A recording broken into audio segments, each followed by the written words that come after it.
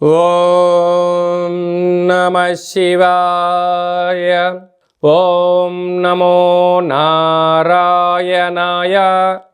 నరదృష్టి నివారణ అక్షర తులాభార కాల భైరవాయ నమో నమః.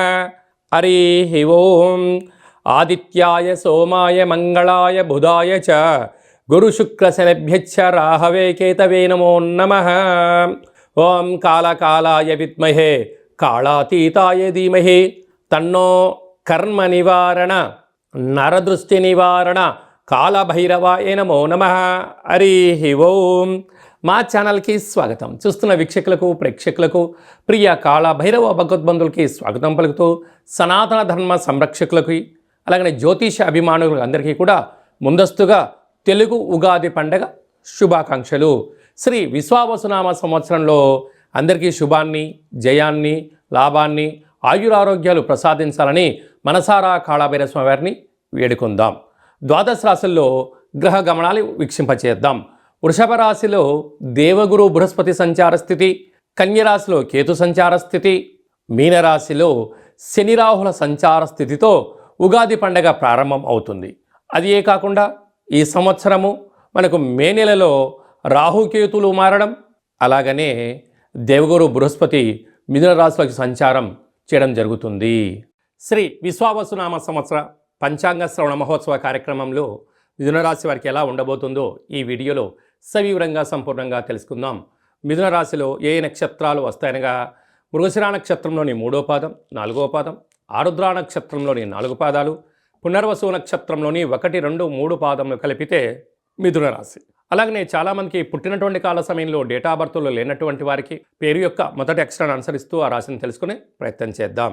కా, కీ, కు, ఖం, అజ్ఞ, చ, కే, కో, హ అక్షరాల వారందరూ మిథున రాశి జాతకులే. మిథున రాశి యొక్క అధిపతి బుధ భగవానుడు.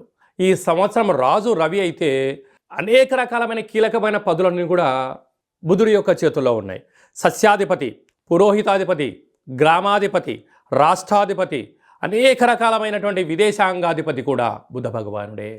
కనుక మిథున రాశి వారికి గత 18 సంవత్సరాలుగా ఎదురు చూస్తూ ఉండబడినటువంటి ఇప్పుడు శుభ సమయం ఆసన్నమైంది అని చెప్పి గుర్తుపెట్టుకోగలగాలి. 12 ఏళ్ల తర్వాత దేవగురు బృహస్పతి రాశిలోకి రావడం, 18 సంవత్సరాల తర్వాత కేతు భగవానుడు 3వ స్థానంలోకి రావడం, 18 సంవత్సరాల తర్వాత రాహు భగవానుడు 9వ స్థానంలో సంచారం చేయడం, 30 సంవత్సరాల తర్వాత శని భగవానుడు మీనరాశిలో సంచారం చేయడం అనేటువంటిగా ఇవంతనూ ఓవరాల్గా చూసినట్లయితే మిథున రాశి వారి ఆలోచనకు, మిథున రాశి వారి యొక్క హార్డ్ వర్క్కు, మిథున రాశి వారి యొక్క సమయస్ఫూర్తికి కోట్లు సంపాదించబోతున్నారు. వీరి యొక్క ఆదాయ వ్యయాలు కూడా అలాగనే ఉన్నాయి. ఒక్కసారి మనం గమనించినట్లయితే ఆదాయం 14, వ్యయం 2. చూడండి, 14 రూపాయలు సంపాదిస్తే కేవలం 2 రూపాయలు మాత్రమే ఖర్చు అవ్వబోతున్నాయి. 12 రూపాయలు మిగిలించబోతున్నారు. కనుక 12 రూపాయలతో స్థిరాస్తులు, చరాస్తులు, షేర్లు, బంగ్లాలు, విల్లాలు రాబోయే 7 తరాలకు సరిపడినంత ధనం సంపాదించే సమయం ఆసన్నమైందని చెప్పి మిథున రాశి వారు గుర్తుపెట్టుకోగలగాలి.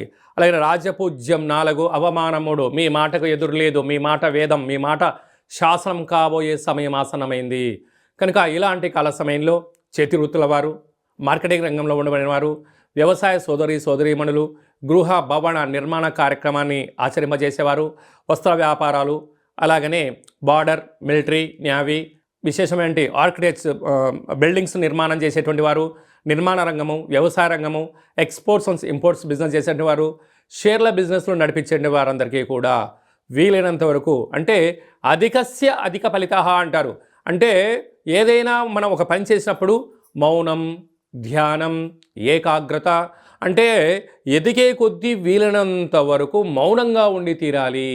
ఏ విషయాన్ని కూడా వెంటనే స్పందించవద్దు. వీలైనంత వరకు ప్రతి విషయాన్ని కూడా మీరు వీలైతే ప్రతిరోజులో 1 గంట 2 గంటలు కానీ మౌనానికి కేటాయించండి. చూడండి, ఈ మధ్యకాలంలో మనకు ఫోన్లు వచ్చాయి, వాట్సాప్ వచ్చాయి, టీవీలు వచ్చాయి, ఎన్నో రకాలుగా వచ్చాయి. కానీ ఒక వ్యక్తి మౌనంగా ఉండలేని పరిస్థితి ఉంటుంది. ఇవన్నీ కోట్లు సంపాదించగలగాలి. సంపాదించడం ఒకవైపు అయితే వాటిని నిలబెట్టుకొని స్థిరచరాస్తులుగా మార్చుకొని నీవు నీ కుటుంబ తరాలు 7 తరాలు అనుభవించగలగాలనే మేనేజ్మెంట్ అనేది చాలా గొప్ప విషయం. మనం ఈ మధ్యకాలంలో ఒక చిన్న విషయం, ముంబైలో ఒక స్కూల్ మాస్టర్ గారికి ఒక 5 కోట్ల రూపాయలైనటువంటి లాటరీ తగిలింది, వచ్చింది, తను ఎంతో సంతోషించాడు. కేవలం 2 సంవత్సరాలు తిరిగే లోపల మళ్ళీ తను తిరిగి ఎక్కడికి వచ్చాడు, మళ్ళీ ట్యూషన్లే చెప్తున్నాడు. అదృష్టం తలుపు తట్టింది, కానీ దాన్ని నిర్వహణలో వ్యసనానికి గురైపోయి, ఎలాంటి వ్యసనం? కీర్తి. అంటే అనేక ఎన్జిఓస్ వాళ్ళు, సంఘాల వాళ్ళు పిలిచి వీళ్ళు పిలిచి శాలువలు కప్పి సన్మానం చేస్తే అనవసరమైనటువంటి డొనేషన్లు ఇవ్వడం వలన తను ఎక్కడి నుంచి తన జీవితాన్ని ప్రారంభించాడో మళ్ళీ తిరిగి అక్కడికే రావడం జరిగింది. కనుక మిథున రాశి వారికి కీర్తికాంక్ష చాలా ఉంటుంది. కనుక ఆ కీర్తికాంక్షకు కళ్యం వేయగలగాలి అన్నట్లయితే ప్రతి బుధవారం పూట వీలైతే ప్రతిరోజు బుధహోరలో 1 గంట సేపు మౌనంగా ఉండే ప్రయత్నం చేయండి. అప్పుడు మౌనంగా ఉండడం వల్ల ఏమవుతుంది? నీతో నువ్వు మాట్లాడుకుంటావు, నీ అంతర్గతమైనటువంటి మనసుతో నువ్వు కరెక్ట్ చేస్తున్నావు, నువ్వు రాంగ్ చేస్తున్నావు అనేటువంటి విశ్లేషణ మన మనసులో కలుగుతుంది. కానీ మనిషి అనేవాడు ఏమైపోయాడు అంటే ధర్మాన్ని వదిలేసి, కర్మను వదిలేసి, అంటే రేపు ఏదో జరగబోతుంది అన్న కారణం చేత ఆందోళన, విపరీతమైన ఆవేశము, తనకు తెలియదు చెప్తే వినని పరిస్థితిలో ఉండడం వలన సర్వము పోగొట్టుకొని మళ్ళీ జీవితాన్ని ఎక్కడైతే ప్రారంభించామో అక్కడికి నిలబెడతాం. ఇది బాగానే ఉంటుంది. కానీ రోగాలు, వ్యాధులు, ప్రమాదాలు, ఆటంకాలు, పోలీస్ స్టేషన్లు, కోర్టు మెట్లు అనేటువంటివి ధర్మాన్ని వీడితే నిన్ను కబలిస్తాయి. ధర్మబద్ధంగా ఉన్నంత వరకే ఆ భగవంతుడి యొక్క వృక్ష నీడలో మిథునరాశి వారు ఉంటారు. కోట్లు రాబోతున్నాయి, కోట్లు సంపాదించబోతారు. సంపాదించిన తర్వాత దాన్ని మేనేజ్ చేసుకోవడం తెలియకపోతే సర్వము పోగొట్టుకునే పరిస్థితి ఉంటుంది. ఇన్ని వేల వీడియోలలో మీరు ఈ వీడియో చూస్తున్నారు అన్నట్లయితే బుధ భగవాను యొక్క ఆశీస్సులు మీ పైన ఉండబోతున్నాయి. కనుక వీలైతే ప్రతిరోజు లేక ప్రతి బుధవారము నెలకొకసారైనా ఓం భ్రాం బ్రీం బ్రౌం సహ బుధాయ నమః అనే మంత్రాన్ని 27 సార్లు వ్రాసి బుధ భగవాను యొక్క తులాభారంలో మీరు ఎప్పుడైతే పాల్గొంటారో, ప్రతి బుధవారం పెసరపప్పుతో కూడుకున్న ధాన్యాన్ని ఎప్పుడైతే తింటారో, వీలైతే ప్రతిరోజు పెసలను మొలకెత్తించి ఆ గింజల్ని ఎప్పుడైతే మీరు తింటారో మనోమేధాశక్తి, జ్ఞానశక్తి, అపారమైనటువంటి ఆయుధ సంపత్తి మీ దగ్గర ఉంటుంది. బుధ భగవానుడు నన్ను స్మరిస్తే చాలు నేను నిన్ను దీవిస్తాను అని సిద్ధంగా ఉన్నాడు. కనుక స్మరించడం, ధ్యానించడం మానవుని యొక్క ధర్మం. ఆశీర్వదించడం, అపార కుబేర బుద్ధి జ్ఞానం కలిగినటువంటి ఆశీర్వదించడం బుధ భగవాను ఆశీస్సులు అని చెప్పి గమనించాలి. శ్రీ విశ్వావసునామ సంవత్సరంలో రాజు సూర్యభగవానుడు, మంత్రి చంద్రభగవానుడు అవ్వడం వలన ఈ సంవత్సరం ఎర్రటి పంటలకు, ఎర్రటి ధాన్యానికి, ఎర్రటి వస్తువులకు, ఎర్రటి నేలలు, అనేక రకాలమైనటువంటి రాజకీయ ధురంధరులకు చాలా మంచి కాలం అని చెప్పవచ్చు. గ్రామ, రాష్ట్ర, దేశ, ప్రపంచ స్థాయిలో ఎదగాలి అనుకుంటున్న వారికి కష్టే ఫలి, అంటే ఎవరైతే కష్టపడతారో వారు అద్భుతమైన విజయాలు ఈ సంవత్సరం మీ సొంతం చేసుకోవడానికి అవకాశం ఉంటుంది.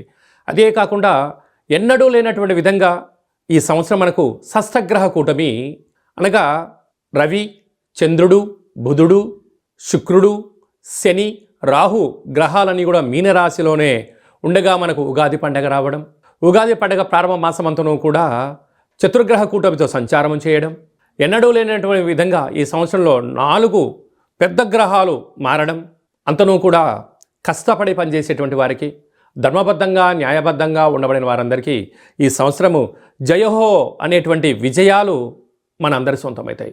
అది కాకుండా వీలైనంత వరకు భగవంతుడికి భక్తుడికి మధ్య అనుసంధానకర్త అయినటువంటి, అంటే వీలైనంత వరకు ఆధ్యాత్మిక చింతనగా ఉండడం, రోజు ఉతికిన వస్త్రాలు ధరింపచేయడం, మొక్కలకు నీరు పోయడం, సూర్య నమస్కారాలు ఎవరైతే చేస్తారో వారందరికీ కూడా వీలైనంత వరకు ఆరోగ్యము, మనశ్శాంతి ఉండే అవకాశాలు ఉంటాయి.